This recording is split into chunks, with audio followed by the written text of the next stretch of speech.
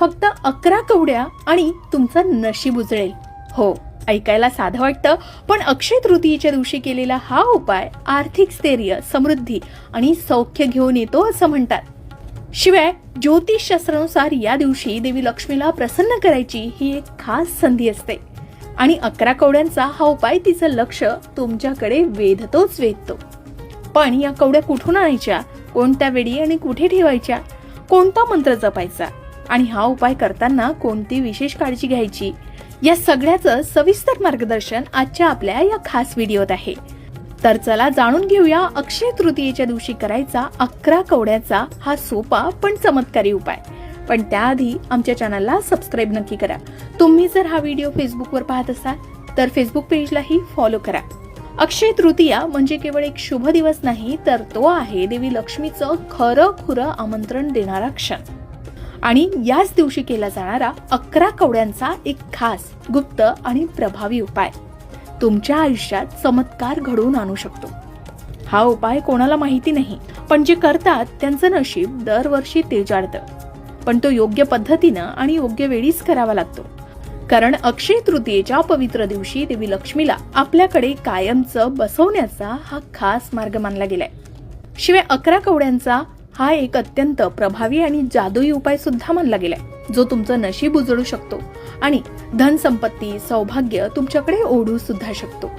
शिवाय या दिवशी अनेक शुभ योगाचं संयोजन सुद्धा आहे, त्यामुळे हा उपाय अनुभव देणाराही ठरू शकतो. कारण अक्षय तृतीया म्हणजे असा दिवस ज्याला कधीही क्षय न होणारी तिथी म्हटलं जातं. या दिवशी केलेले शुभ कार्य, दान, मंत्र साधना आणि उपासना हे 7 जन्माचं पुण्य देतात. अक्षय तृतीयेचा दिवस हिंदू धर्मात अतिशय शुभ असतो, कारण हा दिवस भगवान श्री हरिविष्णू, देवी लक्ष्मी आणि कुबेर देव यांना समर्पित आहे. असं म्हटलं जातं की या दिवशी भक्तिभावानं पूजा केल्यानं आणि खरेदी केल्यानं देखील शाश्वत फळ मिळतं. यंदा अक्षय तृतीया 30 एप्रिल रोजी आहे. ज्योतिषशास्त्रानुसार असे अनेक नियम आहेत ज्याचं पालन या दिवशी केल्यानं आपल्याला सकारात्मकता मिळते. शिवाय ज्योतिषशास्त्रानुसार अक्षय तृतीयेच्या दिवशी बुध, शनी, शुक्र आणि राहू मीन राशीत असणार आहे. त्यामुळे चतुर्ग्रही योगाच्या वर्षात मालव्य, लक्ष्मीनारायण योग यावेळी तयार होत आहे. याशिवाय चंद्र गुरु सोबत वृषभ राशीत स्थित आहे. अशा स्थितीत गजकेशरी योगही तयार होतोय. यासोबतच अक्षय तृतीयेला रवी सर्वार्थ सिद्धी योग तयार होत असल्याचं सांगितलं जातंय. त्यामुळे यंदा धनवृद्धीसाठी केलेले उपाय असं फळ मिळवून देऊ शकतात जे अक्षय काळ टिकून राहील. म्हणूनच अक्षय तृतीयेच्या दिवशी धनवृद्धीसाठी करायचा साधा आणि सोपा उपाय आधी बघूया. अक्षय तृतीयेच्या दिवशी 11 कवड्यांची एक माळ तयार करून ती लाल कपड्यात बांधून पूजेच्या ठिकाणी ठेवावी. या दिवशी देवी लक्ष्मीची विधिवत पूजा करावी. 11 कवड्यांची माळ देवीला अर्पण करावी. त्यानंतर कपाटात किंवा तिजोरी सारख्या संपत्तीच्या ठिकाणी ही माळ ठेवून द्यावी. हा एक साधा आणि सोपा उपाय आहे. असं केल्यानं देवी लक्ष्मीची कृपा होते आणि धनात चांगली वाढ होऊ शकते अशी मान्यता असल्याचं सांगितलं जातं. यासाठी तज्ञांचा योग्य सल्लाही घेणं उपयुक्त ठरू शकतं. याचबरोबर आणखी 11 कवड्यांचा उपाय जो तुम्ही घरच्या घरी अगदी साध्या सोप्या पद्धतीने करू शकता. त्यासाठी लागणाऱ्या वस्तू म्हणजे 11 गोमेद कवड्या म्हणजे पिवळ्या रंगाच्या कवड्या, एक पिवळा कापड, हळद कुंकू, लक्ष्मीचा फोटो किंवा मूर्ती, थोडं गंगाजल किंवा शुद्ध पाणी, एक तांदळाचा ढीग. आता हा उपाय कसा करावा, तर अक्षय तृतीयेच्या दिवशी सूर्योदयानंतर स्नान करून पवित्र होऊन लक्ष्मी देवी समोर बसावं. हा उपाय साधारणतः 6:30 ते 7:30 या दरम्यान करावा. एक पिवळ्या रंगाचं वस्त्र अंथरावं, त्यावर थोडे तांदूळ ठेवावेत, त्यावर देवी लक्ष्मीचा फोटो किंवा मूर्ती ठेवावी. देवीला हळद कुंकू गंध वाहून फुलं अर्पण करावीत. त्यानंतर देवी समोर 11 कवड्या ठेवाव्यात. मात्र हे सर्व करताना एक साधा तुपाचा दिवा आवर्जून लावावा.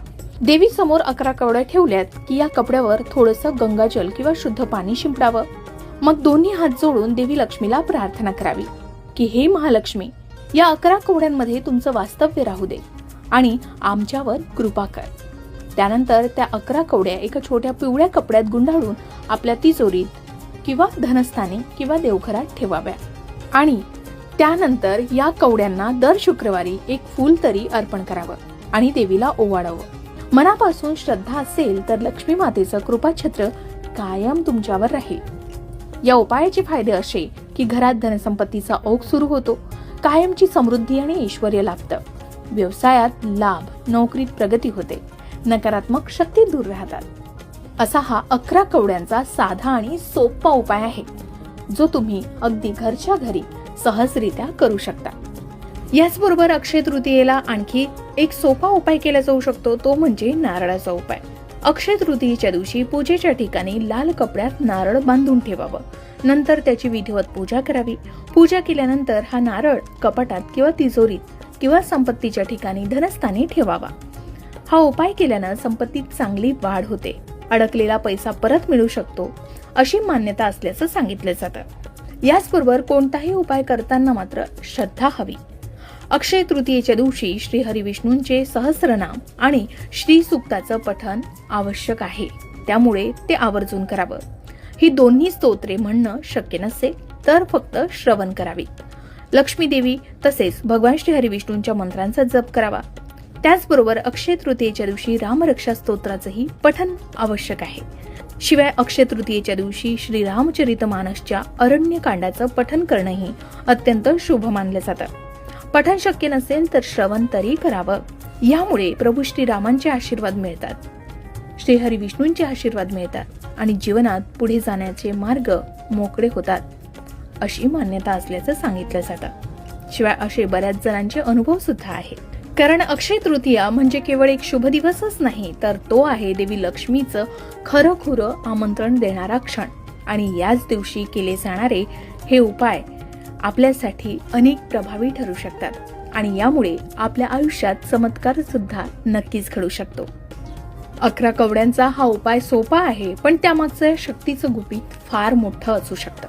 अक्षय तृतीयेच्या या शुभ दिवशी हा उपाय श्रद्धेनं केला तर नक्कीच धन, यश आणि समाधानाचे दार तुमच्यासाठी नक्कीच उघडेल. देवी लक्ष्मीचं स्वागत एका छोट्या कृतीनं करूया आणि तिच्या कृपेनं आपल्या आयुष्याला नवी संजीवनी देऊया. व्हिडिओ आवडला असेल तर नक्की लाईक करा, शेअर करा आणि तुम्ही सुद्धा अशा प्रकारे कवड्यांचा उपाय केलाय का आणि त्याचे काय चमत्कारिक लाभ तुम्हाला झालेत, कमेंट करून नक्की शेअर करा.